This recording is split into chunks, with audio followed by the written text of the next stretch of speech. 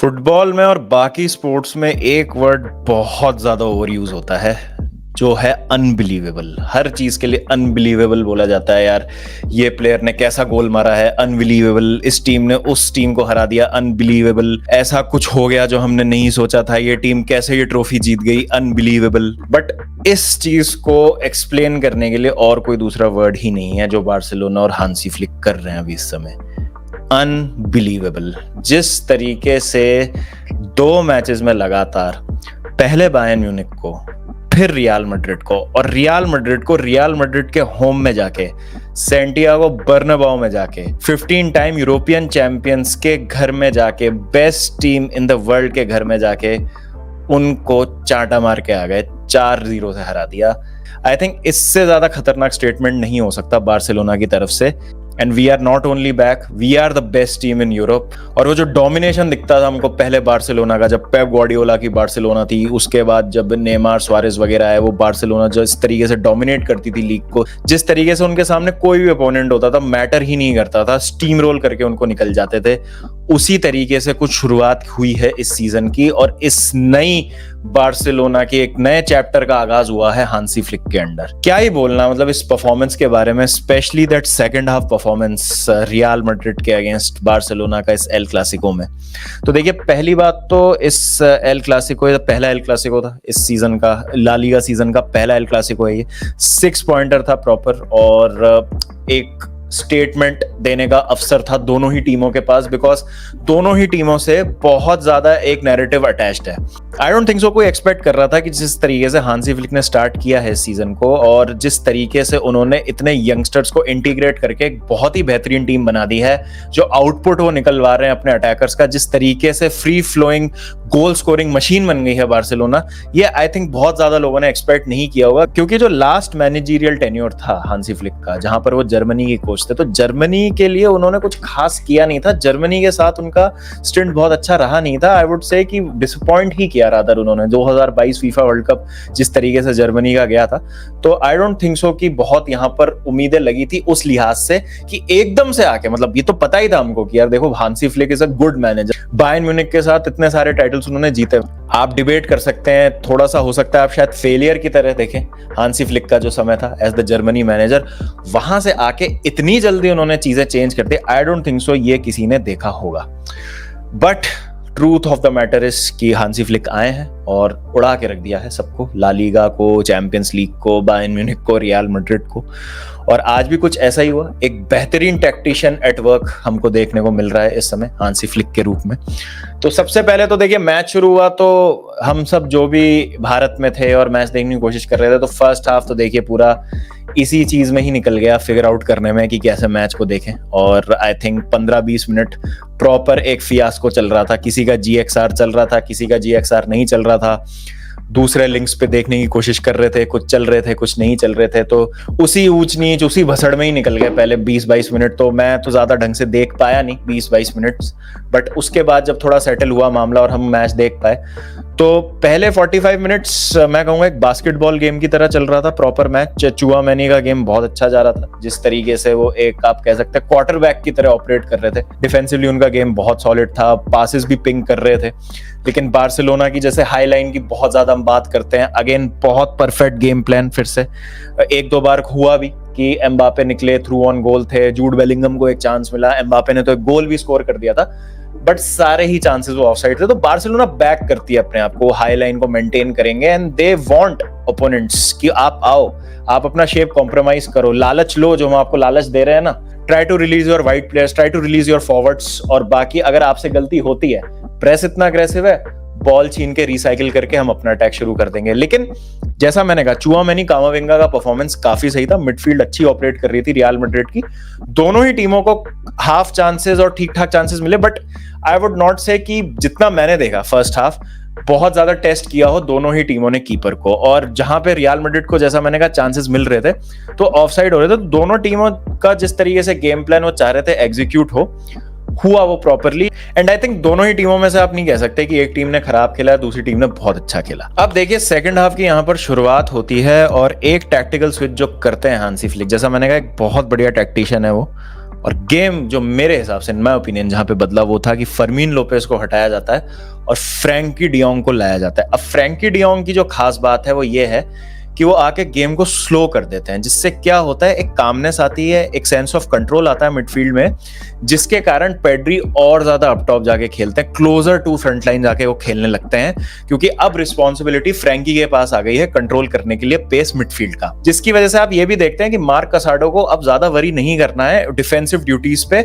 जो उनकी स्ट्रेंथ है उस पर वो काम कर सकते हैं, और एग्जैक्टली पहले गोल के लिए उन्होंने वही किया।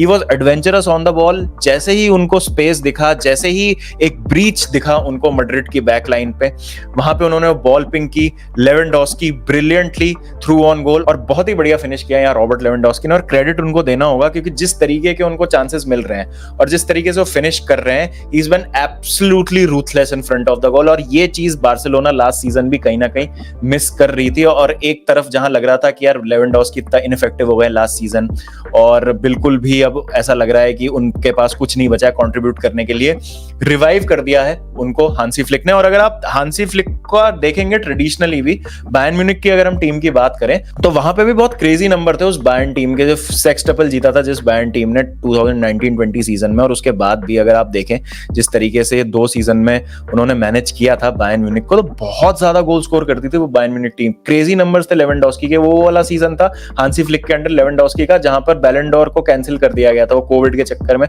और बैलन डोर मिलना चाहिए था लेवेंडोस्की को। तो हांसी फ्लिक के अंदर इस तरीके से आउटपुट जो है वो बहुत ज्यादा बढ़ जाता है अटैकर्स का। एक रिकॉर्ड है, I think second highest goals हैं वो किसी भी चैंपियंस लीग कैंपेन में, जहां पर नॉकआउट्स में सिर्फ 1 लेग था। अगर 2 लेग्स होते हैं उस सीजन में नॉकआउट्स में, तो कितने गोल मारते। तो इस वजह से हमको लेवेंडोस्की में बहुत ज्यादा इंप्रूवमेंट दिख रहा है इस सीजन। और जैसा मैंने कहा कि उनकी एबिलिटी पे तो कोई डाउट था ही नहीं, जिस तरीके से उनको यूज किया जा रहा था एट टाइम्स लग रहा था कि क्या ये कंफर्टेबल है इस रोल में, और जिस तरीके से अब होल्ड अप भी हो गया है, प्लस डिफेंसिवली भी कंट्रीब्यूट करते हैं लेवेंडोस्की। तो अगर आप फर्स्ट हाफ में काफी देर तक देखेंगे तो लेवेंडोस्की का अटैकिंग थर्ड में कोई टच ही नहीं था। सब कुछ वो आके या तो मिडफील्ड में कर रहे थे या डिफेंसिवली आके पीछे वो मदद कर रहे थे अपने प्लेयर्स की, टू काउंटर दैट मैड्रिड का प्रेशर। और जिस तरीके से बार्सिलोना प्रेस करती है तो नंबर्स चाहिए उनको मिडफील्ड में, वो प्रोवाइड कर रहे थे। तो ओवरऑल गेम बहुत ज्यादा बढ़िया हो गया फिर से लेवेंडोस्की का। तो यहाँ पे स्कोर 1-0 हो जाता है। अब लगता है कि गेम और थोड़ा सा खुलेगा, लेकिन उसके बाद तुरंत ही 2 मिनट के अंदर ही दूसरा गोल स्कोर कर देते हैं लेवेंडोस्की। अब क्या हुआ, फ्रैंकी डियोंग के आने से शेप चेंज हो गया। रफीनिया थोड़ा सा सेंट्रली खेलने लग गए, तो पेड्री बॉल जीतते हैं, फ्रैंकी डियोंग को देते हैं, बाल्डे को आराम से वो प्ले इन करते हैं। बाल्डे बहुत बेहतरीन क्रॉस डालते हैं, एंड लेवेंडोस्की बीइंग लेवेंडोस्की जितने वो रूथलेस हैं, गोल स्कोर कर दिया। बहुत ही बेहतरीन फिनिश। यहाँ पे मैं कहूंगा एक डिफेंसिव एरर मिलिटाओ और रूडिगर का, बहुत गंदी डिफेंडिंग, वहां पे गोल बचाया जा सकता था। एक सिंपल क्रॉस आता है और मैन लूज कर देता है मिलिटाओ। उनको पता ही नहीं होता कि लेवेंडोस्की की पोजीशन क्या है, और वो पीछे हैं और एक अच्छी पोजीशन में आ चुके हैं, लेकिन बहुत ही अच्छी फिनिश होती है। वहां पे 2-0 हो जाता है स्कोर, और एकदम हवा निकल जाती है रियल मैड्रिड की। लेकिन this is what Real Madrid relishes, जैसा मैंने प्रीव्यू में भी हमने बात की थी कि रियल मैड्रिड को बहुत ज्यादा आप अंडर प्रेशर नहीं डाल सकते with a 1-0 2-0 lead, because Santiago बर्नाबाओ पे इन अ हाई स्टेक्स गेम, ये आदत है रियल मैड्रिड की, वो कमबैक पे कमबैक कर लेते हैं। मेंटली काफी स्ट्रांग है, प्लेयर्स को पता है, प्लेयर्स के लिए अनचार्टेड टेरिटरी नहीं है कि एकदम से पीछे हो गए गेम में तो क्या करें। They don't look out of ideas. जो बेंच है उनकी, बेंच पे अगर आप प्लेयर्स देखेंगे जिस तरीके से मॉड्रिच को लाया, वो ब्राहिम डियास को लाया, और भी कई सारे प्लेयर्स उनके पास टैलेंटेड बेंच पे, एंड्रिक वगैरह, तो उनके पास है सॉल्यूशंस इस चीज से निपटने के लिए। बट एक चीज जो अपोनेंट्स अक्सर उनके अगेंस्ट गलत करते हैं, जैसे लीड ले ली तो अब उस लीड को प्रोटेक्ट करने की कोशिश करेंगे, पैसिव हो जाएंगे, कोशिश करेंगे गेम मैनेज करें, डिफेंड करें, भाई लेके चले जाएं, कुछ बर्नाबाओ पे आए हैं, लीड ले लिए, ये मौका फिर से नहीं आएगा। यही चीज है जो बार्सिलोना ने नहीं की। अटैक करते रहे, अपना गेम खेलते रहे, कोई जरूरत नहीं थी कि 2-0 की लीड ले लिया, सिट बैक कर लेते हैं, डिफेंड कर लेते हैं, नहीं। This is what Hansi Flick की टीम का सबसे इंपॉर्टेंट एस्पेक्ट, कि स्कोर चाहे 1-0 है, 2-0 है, 4-0 है, हम तो भैया ऐसे ही खेलेंगे, हम तो अटैक पे अटैक ही करते रहेंगे। तुम्हारे बस की है तो तुम हमारा ऑफसाइड ट्रैप खोल के गोल मार दो। चांसेस भी मिल रहे थे मैड्रिड को, कितने ज्यादा वेस्टफुल थे एम्बापे आज। आई थिंक एम्बापे का बहुत खराब गेम था, एम्बापे एट अ स्टिंकर। इनाकी पेनिया की तारीफ करूंगा मैं, जिस तरीके से इनाकी पेनिया ने कुछ सेव्स किए, बट जो एम्बापे का कैलिबर है और जो उनकी क्वालिटी है, हम उनसे बेटर एक्सपेक्ट करते हैं, जो उनको चांसेस मिले थे उससे।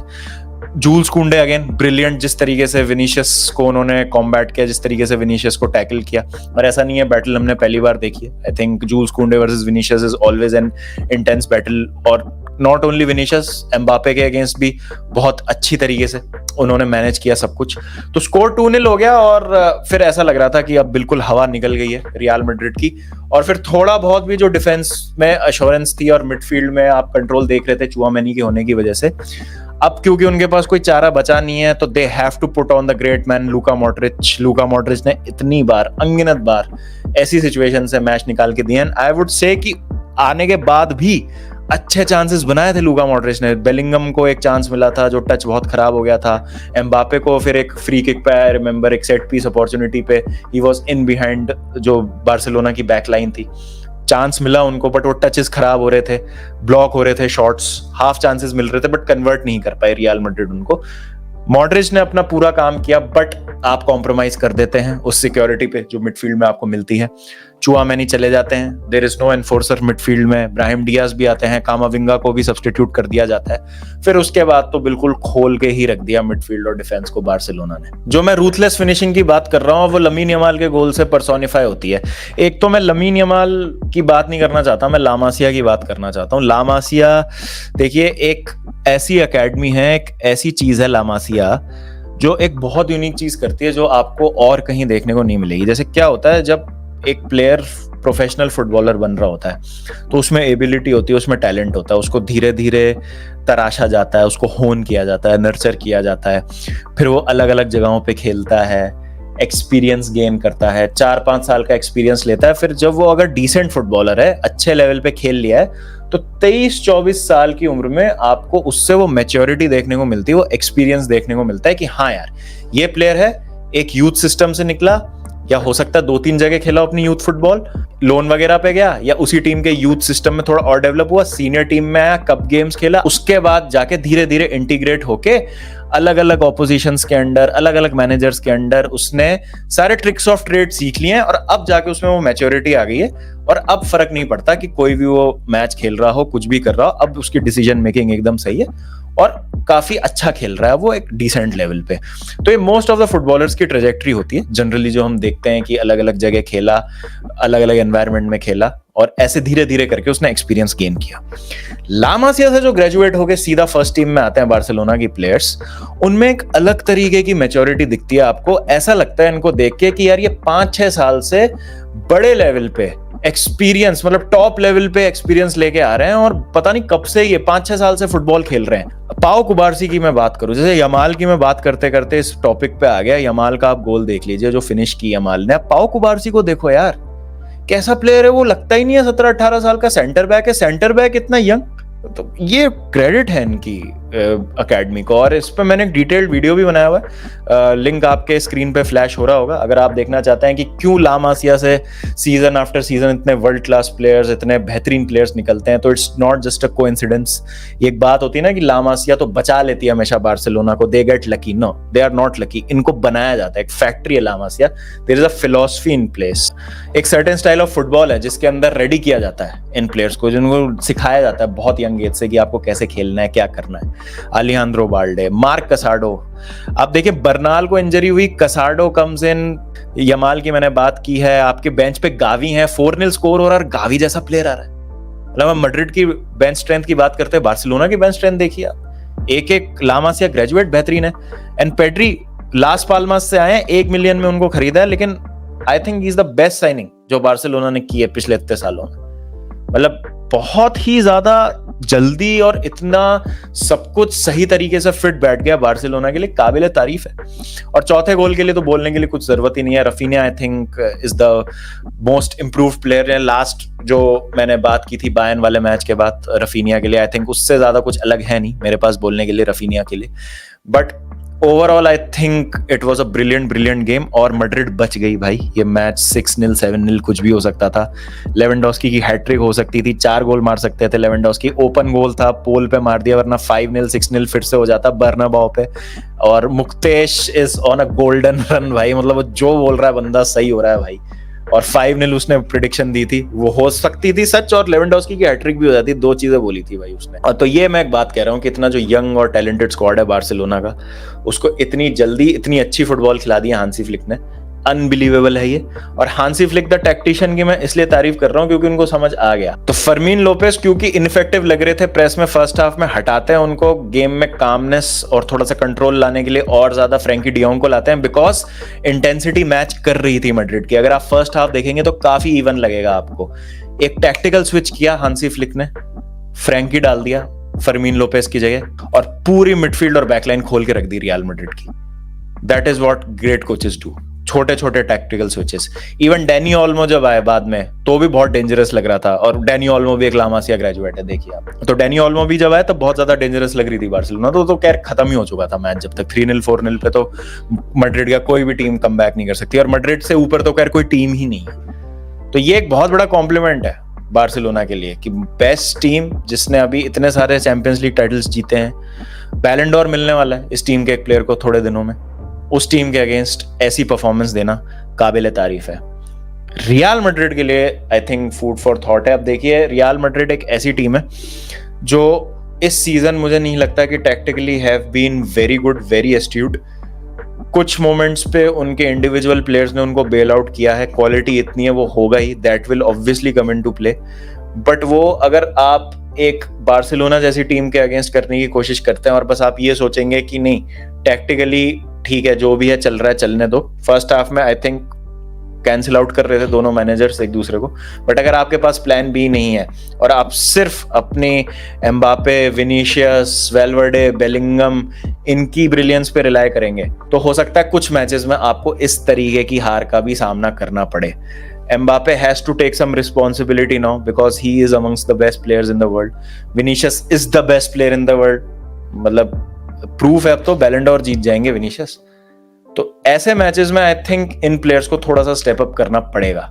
वो इंडिविजुअल क्वालिटी ऐसे मैचेस में दिखाने के लिए होती है। तो आई स्टिल फील मैड्रिड को देख के लग रहा है there are bunch of individual playing front line में, और बार्सिलोना को देख के लगा कि टीम पूरी खेल रही थी और थोड़ा सा I would say tactically naive भी लगी मुझे। कार्लो एंचेलोटी के लिए बोलना नहीं चाहिए ऐसे मुझे, because Carlo Ancelotti is the greatest manager अभी रिसेंट टाइम्स के, बट जो है वो है। हांसी फ्लिक ने बिल्कुल टैक्टिकली आउटप्ले कर दिया सेकंड हाफ में रियल मैड्रिड को और कार्लो एंचेलोटी को, और उनके पास कोई जवाब नहीं था मॉड्रिच को लाने के अलावा। टोनी क्रूज को क्या मिस कर रही है रियल मैड्रिड, अब देख के तो ये लगता है भाई टोनी क्रूज होते काश इस हाईलाइन के अगेंस्ट कैसी बॉल्स पिंग करते हैं, कंट्रोल करते हैं। अब वो चीज आप आर्गुमेंट में नहीं ला सकते because Toni Kroos is retired now. अब आपको सॉल्यूशंस ढूंढने पड़ेंगे। तो देखते हैं क्या होता है, रियल मैड्रिड कहां जाती है यहाँ से, देखना इंटरेस्टिंग होगा। और बार्सिलोना अब जो मोमेंटम राइड करेगी ना भाई, बायर्न को हरा दिया, रियल मैड्रिड को हरा दिया, सीजन इज सॉर्टेड भाई। अब Barcelona fans you should start to dream भाई, La Liga, Champions League, I don't think so there are many teams out there जिनसे आपको डर लगना चाहिए।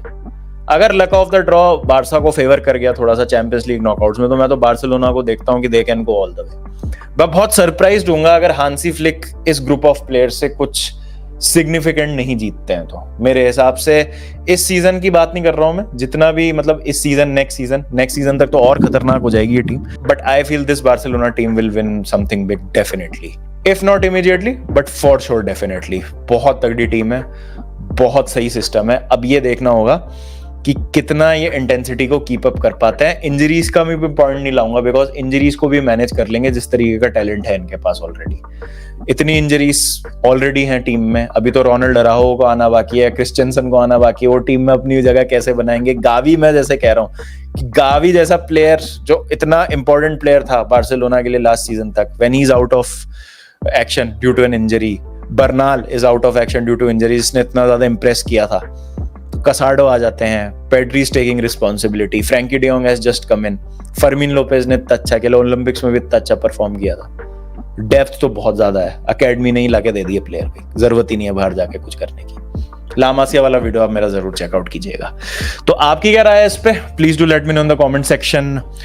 Who do you think was your man of the match? मुझे तो एक choose करना बड़ा मुश्किल है, but I will go for Pedri भाई। पेड्री इज अ जेम, बहुत बढ़िया प्लेयर है यार, और जिस तरीके से पेड्री डिफेंसिवली भी कंट्रीब्यूट कर रहे हैं इस टीम में, not only the way he progresses the ball, the way जिस तरीके से वो ड्राइव करते हैं या पासेस निकालते हैं, defensively he is also putting in numbers अगर आप देखेंगे।